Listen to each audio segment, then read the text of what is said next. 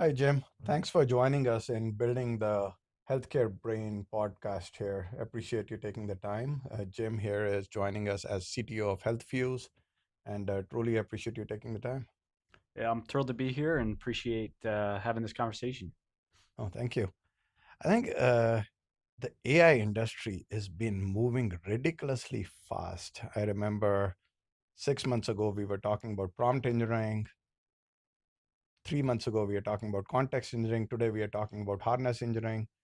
This is a lot happening over a very, very short period of time. I just came back from Databricks conference, and everybody's so excited about the semantic layer and retaining and finding ways to keep the organization's IP within the organization's boundaries. How at Healthfuse, Jim, are you thinking about maintaining the organization's IP within your boundaries? Yeah, I think it's a critical question, especially given the nature of our business and revenue cycle management. One of the things that we have to ensure is that we're protecting our clients' IP and establishing governance of that data in a way that continues to maintain that trust that we've earned with our clients over the last 15 years. But also, the world we live in is shifting to an AI first mindset. And like you mentioned, whether it's prompt engineering or context engineering, a lot of where I think we're going is context is our product. And what we have to make sure we're ready for, especially from an engineering perspective, is ensuring we've got those safeguards that drive an ability to leverage AI as a service to enhance the intelligence of our data, but do it in a way that's meaningful and valuable, aligned to our clients' expectations. So That's a lot there, Jim, in terms of how we are hearing from the clients. The clients are saying, hey, yes, we need guardrails, and yes, we do need ability to make sure that the governance is in place. But at the same time, how are you thinking about making sure it doesn't slow down the growth of the business and the ability of AI to have an impact to your business? What is that balance that you're thinking about as you approach this problem statement? we talk about that a lot internally within the organization. The leadership team reflects: Are we too late? Are we too early? And many times, a lot of our strategic technical partners say that we're early adopters, which is great because I think that enables us to drive some innovative capabilities a lot quicker than competitors or even our clients. What their expectations are, we can get them some valuable insights faster. Um, but I think there's a delicate balance in terms of being the first in and experimentation and research and development versus fine tuning our software development lifecycle, our product development lifecycle in a way that we're leveraging AI, but it's not slowing down the pace of our innovation or delaying commitments that we have to our clients and our stakeholders. And I know you and I have talked about Claude and how excited we get about leveraging Anthropic Claude code to improve the productivity of the teams. I know here at Genzeon, we are quite excited about it. How has been the reaction of your development team now that you've rolled out Cloud Code, and how is that process going? Yeah, the Claude code has been really a shift. I know a lot of industry folks will reference vibe coding. I personally like to think of it in terms of AI assisted coding. Yeah. So the way that we've transitioned and modernized our software delivery factory is that the AI capabilities are assistants to our software engineers that are actually reviewing, accepting, committing, and then refining the outputs of the AI in a way that we still own, what is being committed back to our platform and the capabilities that we're modernizing. Um, but it's not something that we want to, fall into the trap of just, oh, this is great, walk away, and then you have hallucinations and other product implications in terms of quality and delivery. We still want to, have the utmost controls around quality and those deliverables. So. That is super cool. I think, as a partner for Healthfuse, when we go talk to our clients and partners, we are always quite excited about, are you seeing the productivity increase that you anticipated? Absolutely.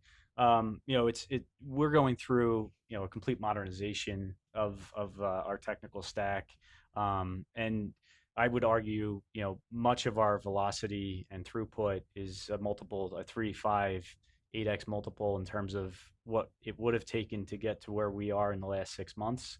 It would have been 12, 18-month engagement, using some legacy software and architectural processes and procedures.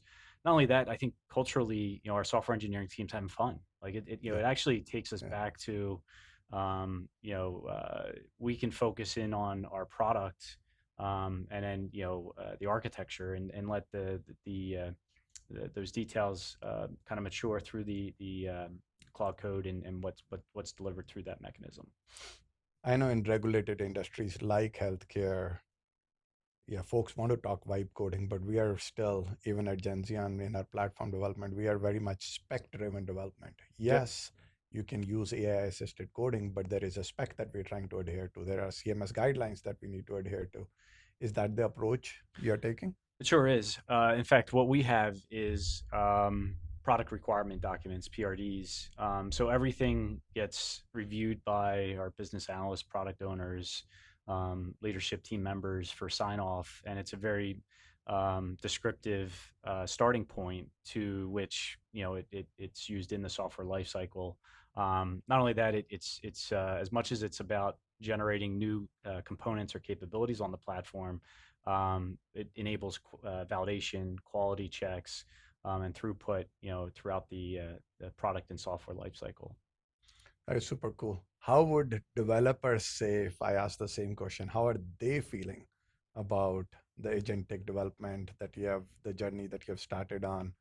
Are they feeling excited about it? Obviously, the productivity gain for the organization is one part, but I know uh, there are geeks in us and nerds in us who want to say, hey, but I was not able to do this before. I'm able to do this now. How is that reaction? It's interesting. We have many different folks that are contributing to our engineering backlog. The folks that might have been exploring legacy modules and maintaining those legacy modules. Initially, there was not resistance, but it was hard for them to pick up a new tool while doing their day job. But once we allocated some exploration time or research time for them, their eyes like jumped out and said, "Holy cow! Like I need more of Right. this," and it becomes very addictive on that front. So, that's where we're trying to capitalize on that energy. It's good culturally within the organization, and ultimately, it's good for our life cycle and what we're trying to modernize and innovate within the Healthfuse platform. We can do so expeditiously with some level of confidence that it's going to be done right and Yeah. meet the needs of our stakeholders. So Is it addictive? Because I remember I was so much using Cloud Code on a regular basis. And I remember for a couple of days it was down, or a day and a half it was down. And I felt challenged on yeah, my day to day productivity. I was like, oh, wow, what happened? yeah, I think that's the part. In today, years ago when you would partner with a SaaS provider, there were stringent SLA commitments. Correct. One of the unique aspects with these LLMs, you don't necessarily inherit, a 99.9 guarantee on uptime. So I think that draws a good conversation around risk and Yeah. how much you rely on these LLMs to produce, whether it's code or quality checks or analytics. I think it's important that one has thought about it from a business continuity perspective because it's not the same delivery mechanism as the traditional SaaS play.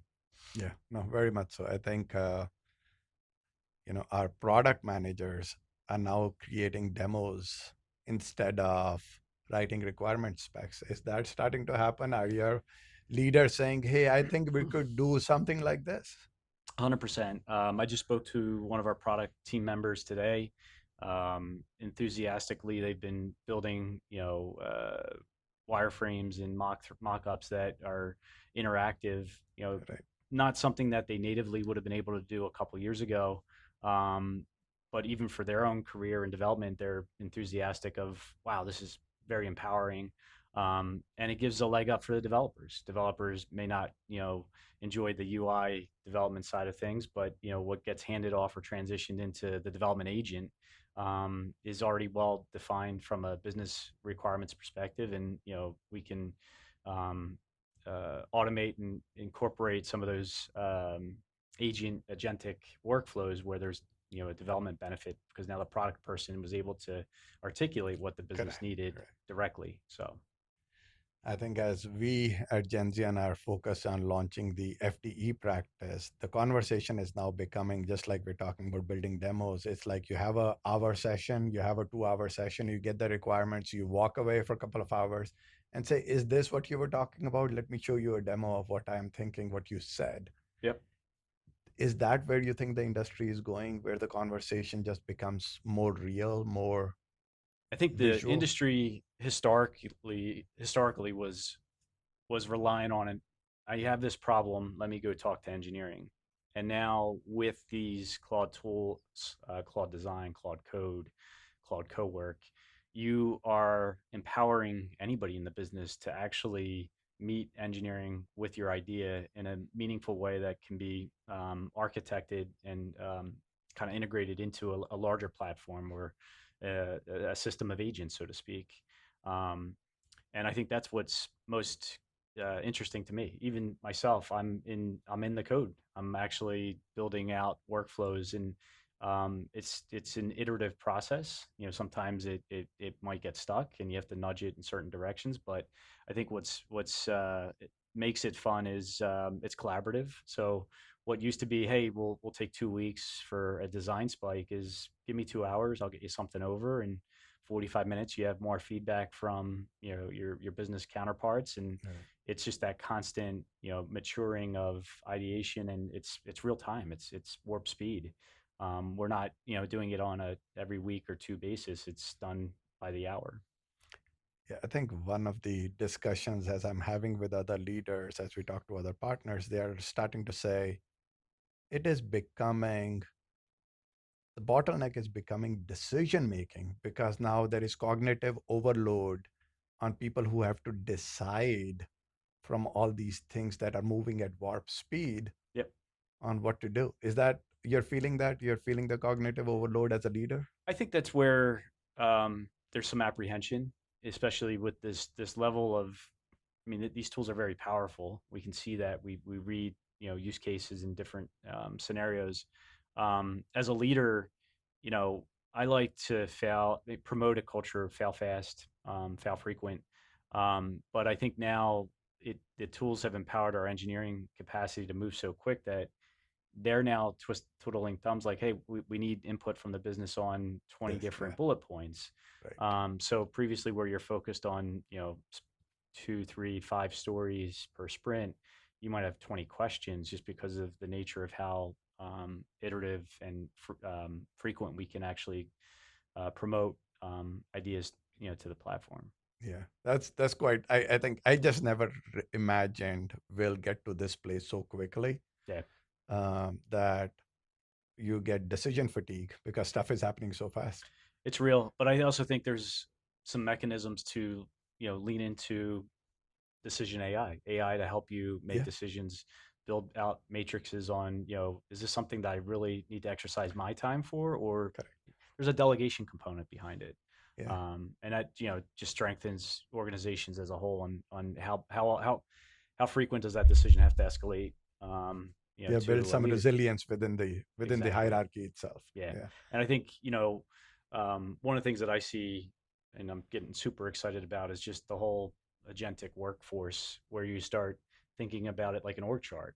So you have to start thinking about how the decisions map to agents that are structured like an org chart, how those questions or um, workflow items route between the agents respectively, and just keep that resiliency in mind. yeah. I was in San Francisco for the Databricks conference, and their vendors are not talking about what we can do for you. They are saying what we can do for the agents, Yeah. like you don't exist. It's changed quite very quick. And I Yeah, think, um, you know, business today has to start thinking about, modeling the behaviors. And I don't think it necessarily means workforce reduction. I think it's yeah, just a shift in what we focus in on every day in various different roles, and how we empower these agents to do, those simple redundant tasks, yeah. and we can focus on more, critical skills, creative skills, and um, the big picture product stuff that differentiates. I think so. I would like to ask Jim as we move forward. I know you have implemented Cloud Code. We are excited to see you successfully already pursuing that journey. What is next on your mind? What comes next after now the productivity is sort of starting to take shape? What is on your mind? What next in the journey? Yeah, I think when we look at Claude Code specific, I think the next thing is we have a really talented group of software engineers that are doing AI assisted coding.